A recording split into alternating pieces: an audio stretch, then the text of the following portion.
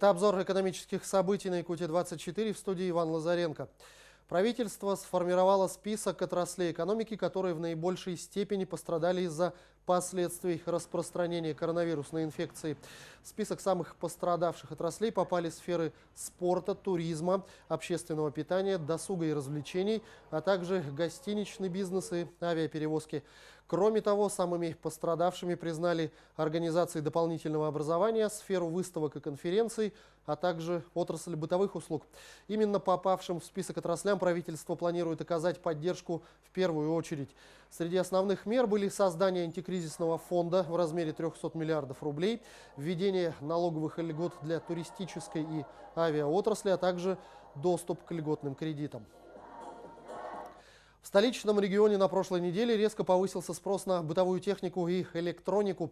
Средний чек вырос на 70% по сравнению с аналогичным прошлогодним показателем. В топ продаж вошли телевизоры, ноутбуки, смартфоны и игровые приставки. Уточняется, что потребители активно берут импортные товары, хотя цены на них пока не выросли. А спрос в некоторых случаях подскочил на 100%.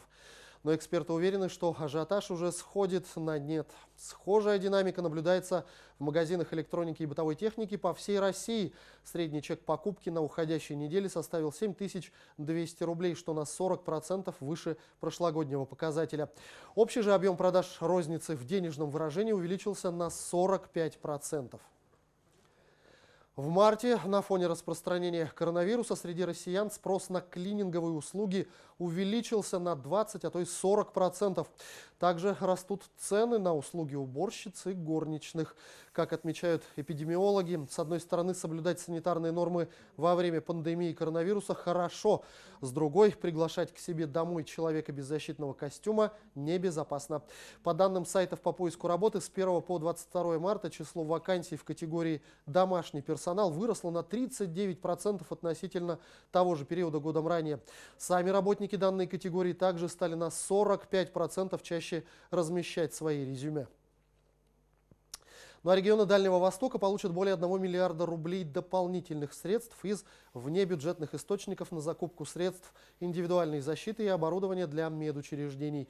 Эта мера должна минимизировать распространение коронавируса в Дальневосточном федеральном округе.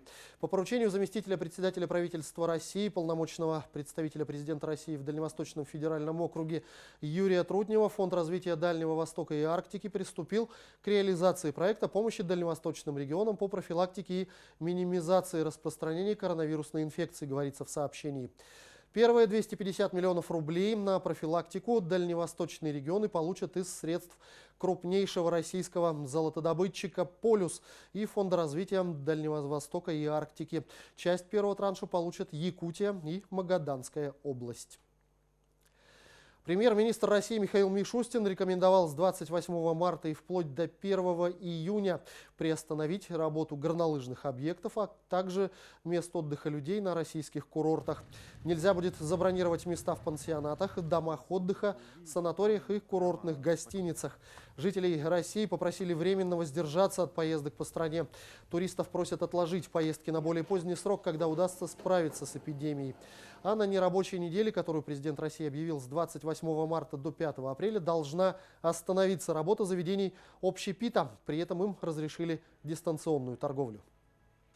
И говоря о грядущей неделе, Министерство труда опубликовало рекомендации для работников и работодателей в связи с нерабочей неделей. В ведомстве отметили, что появление в марте и апреле 2020 года нерабочих дней не может служить основанием для снижения зарплат. Однако оплата труда за эти дни нерабочей недели производится в обычном, а не повышенном размере, поскольку данные дни не относятся к выходным или нерабочим праздничным дням, сообщается на сайте ведомства. Также уточняется, что в случае, если работник находится в отпуске, то период с 30 марта по 3 апреля в число дней отпуска не включается, поэтому отпуск на эти дни не продлевается. На этом у меня пока все. Оставайтесь в курсе экономических событий на Якутия-24.